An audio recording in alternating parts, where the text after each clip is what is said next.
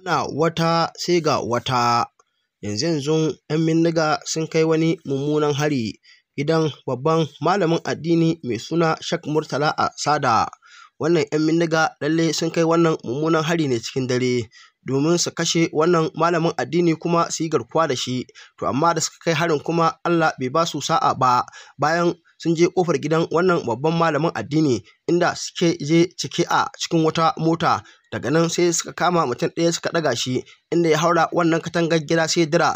To wannan babban malamin addini yana kwance a cikin gidansa sai ya ji alamar wani ƙato ya duro mishi gida. To ka san shi babban malamin addini dama ya yi shirin duniya sannan kuma ya yi shirin lahira, inda Allah ya taimake shi yana irin da wannan kyamarar wadda masu kuɗi suke ajiyewa a cikin gida. Daga nan da ya duba ta cikin wannan kyamara sai ga lalle wani ƙato ne ya hauro gidansa, inda wannan malamin addini bai tsaya wata ba, inda ya ɗaga hannu ya addu'a ya roƙi Allah kiyaye shi daga sharrin mutum da aljan, sannan kuma ya ɗauki wannan bindiga tashi ya riƙe, domin dai ka san su 'yan ta'adda dama ƙarfin su bindiga ne, ba su dogara da Allah ba kuma ba su dogara da manzon Allah ba. Bayan ya ɗauki wannan bindiga ya riƙe, inda ya harba ta sama akalla ya kai sau biyu. Wannan ɗan bindiga da shigo gidan wannan malamin addini domin ya aika ko dai ya kashe wannan malamin addini ko kuma ya garkuwa da shi ko kuma ya haɗa duka, ya garkuwa ya kashe shi ya kuma kwashe iyalansa ya tafi da su daji. To ganin faɗan bindigan alamun cewa wannan malamin addini ya riga ya shirya, to daga nan faɗan bindigan nan sai fasa garkuwa da wannan malamin addini. Sai ya tsalle ya kama katangar da ya kama, ya tsalle ya koma baccin ya tsalle ya koma wajen 'yan uwansu 'yan bindiga. Daga nan sai suka shiga wannan mota suka kama hanya suka gudu suka bar wannan yankin guri. Dama abin da ake faɗa kullum kenan, musulunci lalle yana son duk mutum kada ya zauna haka banza, ka yi tanajin makami, duk da dai ba neman faɗa ake ba, domin haka rayuwar take yanzu. Idan kai baka nemi faɗa ba to wani zai zo ya neme ka da faɗa, tunda yanzu da a ce wannan malamin addini fa bai da makami a hannunsa bindiga irin nasu, to da fa yanzu al'amarin nan ya riga ya canza, ko dai 'yan bindigan nan su kashe shi da iyalansa ko kuma su kwashe su gaba ɗaya su kai su daji. Wasu suna ganin cewa kuma dalilin da yasa wannan 'yan bindiga suka zo gidan wannan babban malamin addini, dalilin da yasa ko da wani lokaci lalle yakan fito ya wazi ya gaya musu gaskiya akan irin abubuwan da suke ba daidai ne ba, lalle ya kamata su tuba su koma ga Allah. To irin wa'annan abubuwan da yake gama 'yan bindigan nan ana ganin shine abun bai musu daɗi ba, inda suka ɗauki alƙawarin cewa lalle sai sun kashe shi, shine suka biyo su har gida. Idan ba ku manta ba, ko Bello Turji shugaban 'yan ta'adda ko da wani lokaci ya sha ɗaukar alƙawarin cewa ya san inda babban malamin addinin nan yake bi yake wucewa, kuma ɗauki alƙawarin cewa lalle duk da suka haɗu sai ya kashe shi. Bello Turji ya faɗi irin wannan kalamai, sannan kuma akwai irin su ɗan Bello, irin su Bula Bukarti, lalle duk Bello Turji ya alƙawarin cewa lalle inda ya samu dama a kansu lalle zai iya kashe su. To amma shi kanshi Bello Turji samun ya iya ganin wa'annan mutanen abin zai mishi matuƙar wahala. Na farko dai kaga bayan kiɗe suke ba, kuma ko da wani lokaci wa'annan mutanen ba su cika shiga irin lunguna ko ƙauyuku ba inda babu jama'a sosai, domin shi kanshi Bello Turji a mafi yawanci inda suke da suna yin garkuwa da mutane za ka samu gurin ƙauyuku ne inda ba jami'an tsaro sosai irin sojoji ko 'yan sanda ko 'yan manga, a'a za ka samu kawai gurin civilian ne. A nan mafi yawanci su Bello Turji suke zuwa suke ɓanna, kuma za su kan shiga ƙauyuku ne inda za ka ga wani ƙauyen bai wuce mutum 200 ba, wani ƙauyen bai wuce mutum 300 ba. To irin wannan ƙauyuku da dama yanzu su ne 'yan bindiga suke tayarwa a jihar Zamfara, domin irin wannan hare-hare na 'yan bindiga na zalunci da suke kaiwa. Yanzu duk wanda yake jihar Zamfara musamman yanzu cikin damar da ta kama, to yanzu 'yan bindiga za su matsa da hare-hare.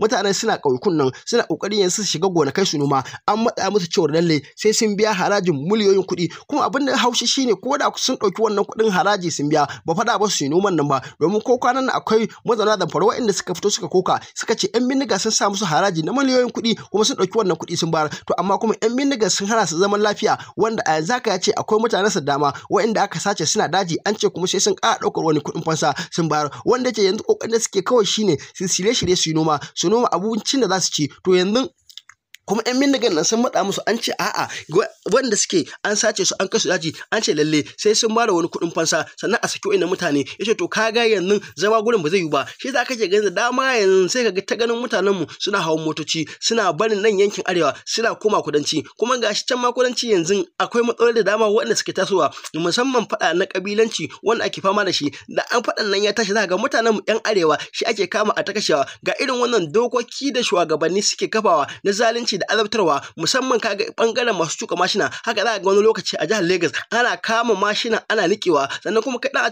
in kai magana in kwanan ka ya kare a harbe ka da bindiga, in ko kwanan ka bai kare ba a kama ka a kai ka gidan yara tsare ka. Kullum kowa ya san abin da ake fama da shi kenan yanzu a kasan nan. Dan Allah dan Annabi dan yau ne farkon zuwan ka wannan tasha tamu, ka danna mana alamar subscribe, ka danna mana alamar ƙararrawa, ka yi share din bidiyon nan, kai like. Muna godiya sosai ga cikakkun bidiyoyin dan ku kalla. Yanzu ka ji Malam Murtala shekaran jiya ranar Laraba, ranar Lahadi da Talata da dare aka zo aka kai mai hari a gidan shi. Hari aka kai mai, aka ɗauki mutum guda aka tsallaka da shi. Abinda aka tsallaka da shi don ya zo ya buɗe ƙofa su ko waɗancan da adda mota waje su shigo, kuma su adda bindigogi na wajen. Shi wanda an tsallaka shi ne don ɗaya buɗe ƙofa kawai. Allah ya sa Malam Murtala ya ji su, dama yana da kyamara da ke nuna mishi duk wanda zai shigo gidan. Yadda ya harbi ɗaya biyu, ɗan iska shi ya tsallaka ya koma, su kuma waɗanda a cikin mota sun ka hizgi mota suka koma. Harbi shi yasa nake ce muku, kun san kuɗubar da ta hurce, na ce muku ku yi tanadin makamai ko? Akwai hanyoyi na doka waɗanda ake riƙa bindiga, to ku yi ƙoƙari yadda kuka san kuna da bin hanyoyi na kusai gida ku gina, to ku bi hanyoyin na doka. Kuɗin bindiga ba su kai kuɗin gida ba. Tunda akwai hanyar doka, ku bi hanyoyin doka ku mallaki bindigogi. Wallahi yanzu mallakar bindiga da kuka gani ya yi duk abin da za ka riƙa, ya yi mai gadi, bindiga ta yi mai gadi. Abin da ɗaya ya bindiga ayatul kursi, ita ɗaya ta yi bindiga. To ku riƙi azkaru na neman tsari, kuma ku riƙi wanga kanan tanadi na gafili. Kowane ku riƙa.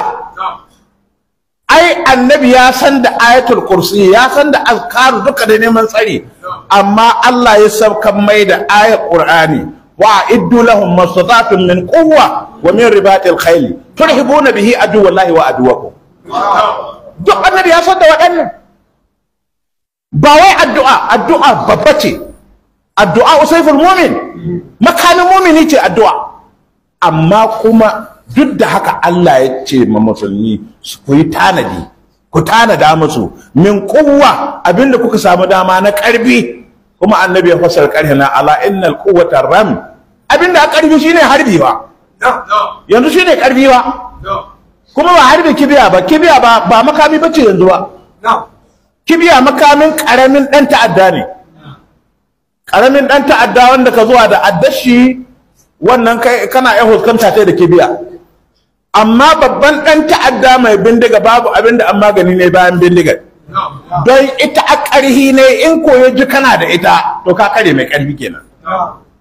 To yanzu inda Allah ya taimaka Malam Murtala yana rike da bindiga, a ƙaddara a ce hannunsa yake ba, an gama ta da shi ai, an gama ta da shi, kuma da an ce an ta da shi to ɓarna ta yi. To muna roƙon Allah kai ka san mai hannu cikin wagga matsalar, ba mu sani ba. Allah kai ka san mai hannu, kowane na Allah ka to da nishi asiri, kowane na Allah ka ƙasƙatar da shi, Allah kowane na Allah ka hito da shi ga hili, Allah ka to da nishi. In malami ne Allah ka ɗebe mai albarka, kuma ka tona mai asiri. In sarkin gargajiya ne Allah ka wace gargajiya ta shi, Allah ka kare, kuma Allah ka wace rawanin shi da alkebba. Allah in ɗan siyasa na Allah ga ka biya mai bukatar shi. Allah in wani mai kuɗi ne ɗan kasuwa Allah ka wace kasuwancin shi. Allah ka talautar da shi, Allah ka kiyatar da shi. Allah kowane na ka sani, ko ina yake. In turjin gida ne, in turjin waje ne, Allah kana ganin kowanensu. Allah ka halaka kowanensu. Allah turjin gida da turjin daji Allah ka kare su. Allah ka tona musu asiri. Allah ka kalkatar da su. Yanzu jama'a ku dubi abin da ka faruwa a Zamfara. Beniyaru cikin masallaci fa an ka zo an ka kwashi mutane cikin masallaci. Shin yanzu wani musulmi ne ka zuwa masallaci ya kwashi mutane?